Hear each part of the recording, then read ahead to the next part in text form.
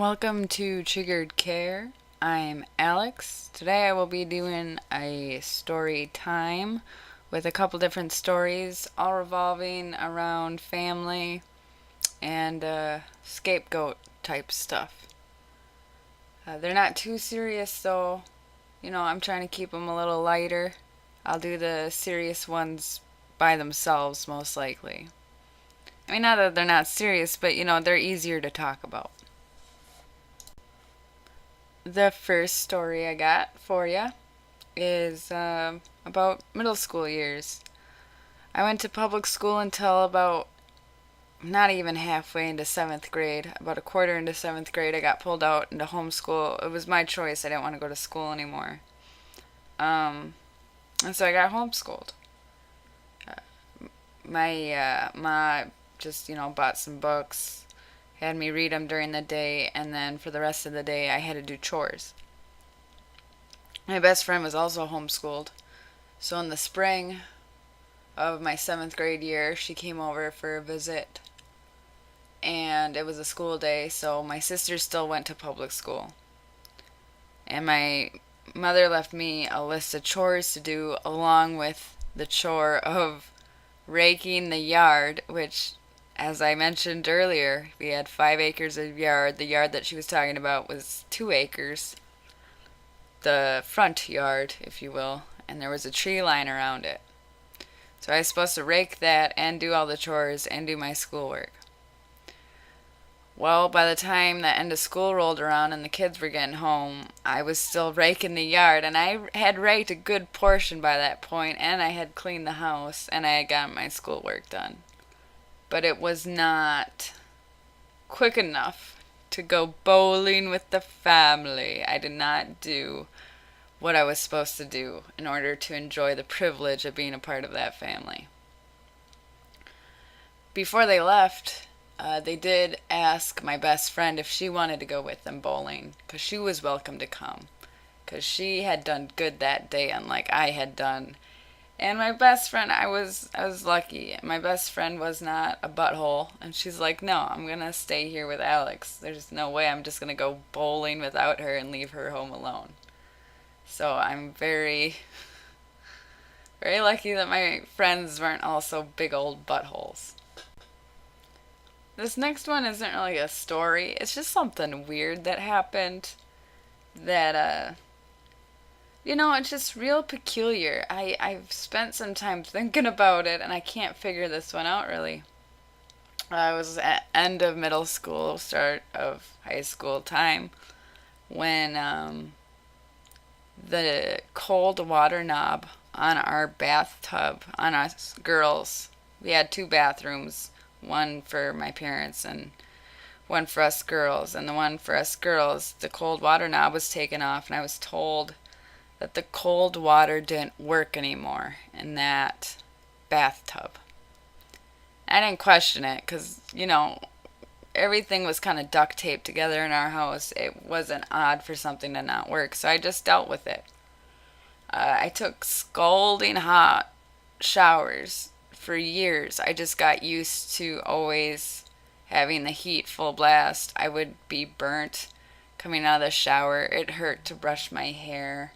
It hurt to dry myself off too rigorously. I just got used to it though. I ended up enjoying it somewhat. I didn't realize that it was odd how hot my showers were until I got to college. I was living in the dorms, and getting out of the shower, my skin would be bright red, and my college roommates were asking me, God, Alex, why did you do that to yourself? And I'd be like, what are you talking about? And they go, your skin is so red. I don't think it's supposed to look like that. And I didn't really know why I liked my showers hot. By that point, I had kind of forgotten about the whole cold knob thing. I'd gotten so used to burning hot showers that it was just sort of my normal. What makes this very peculiar is a few years later, I'm talking with one of my younger sisters, the golden child, actually. I was talking with her, and somehow the cold water thing came up in conversation. And she goes, "Oh, yeah, I remember that. They showed me where the knob was and told me not to tell you." And that kind of blew my mind. This was before I went no contact with my parents. So this was sort of one of the straws that broke the camel back. It wasn't the straw, but it was definitely getting close to what the heck? Just why? Just why? What's the point of that? To get me used to boiling hot water? Like, there's no point to that whatsoever. And it's so odd. And it's taken me forever to cool off my showers. I'm finally somewhat of a normal person taking a shower. I don't burn myself anymore in the shower. And I used to burn myself regularly just because it actually, I think it like turned into a coping mechanism where that pain kind of released some of my angst and some of my anger and depression in a way. But yeah, that's just a real peculiar one that I got. This next one is also not really like a single story, like a story time. It's more of just an example of different realities in the same house. You know, children getting treated differently. The golden child in my house was the middle child, and she never had to eat what was made. She would always get a peanut butter and jelly because that was her favorite, along with ice cream. She would eat bowls and bowls and bowls of ice cream.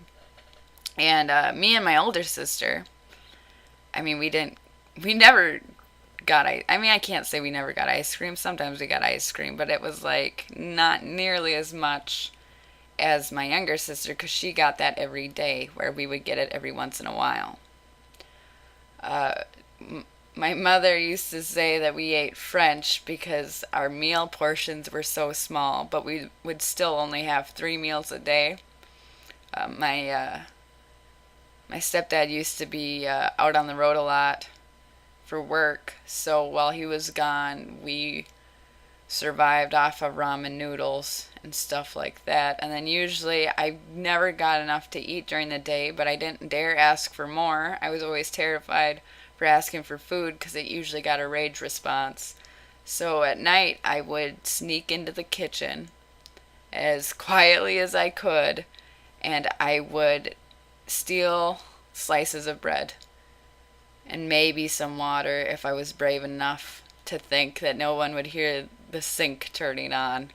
Usually I just went for the bread, and then I wouldn't eat it in the kitchen. I would take my slice of bread and I would run to my bedroom. And there was a logic to this. I took bread because my stepfather never counted bread. He counted everything else, every food item we had. It's like he had an inventory of it. But bread was always safe from that inventory intake. My parents also went through our garbage. I mean, they did a lot of things to kind of monitor what we ate and how much we ate.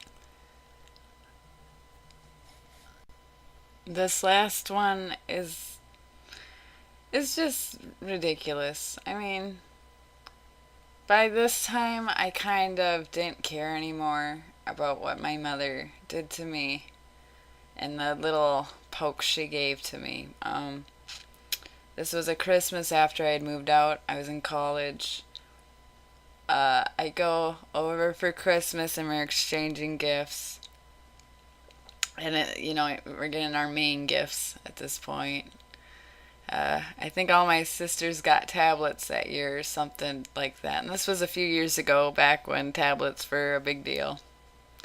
And for Christmas, my mother gave me some things I had left there when I moved out for college. She just put some of the things I had on my shelf in a bag and gave me. I mean, they had dust on them. Like, she didn't even care to dust off my things before presenting them to me as a Christmas present. But, I was tough enough at that point to kind of just laugh it off and scoff at it. Like, okay, all right, you got me. You gave me my own stuff for Christmas. I get it. So there are a few of my lighter scapegoat tales of life. Um, what are your tales of being scapegoated or maybe being targeted as a victim? I mean, especially if you grew up in a household and you were the scapegoat. I mean, I'm sure you got tons of stuff to add to this conversation. And what's silly is some of these things, they're just so whack and they're just so out of the blue, and it's like, how do you think of this stuff? Are you literally just sitting around like, what could make this person more miserable today? Like, I can't empathize with that thought track. I can't, you know. And it's just one of those things where like it's just so ridiculous. But anyway, yeah. Thanks for listening to my rants. Thanks for listening to my stories and my tales. Share what you can share, and have a good one.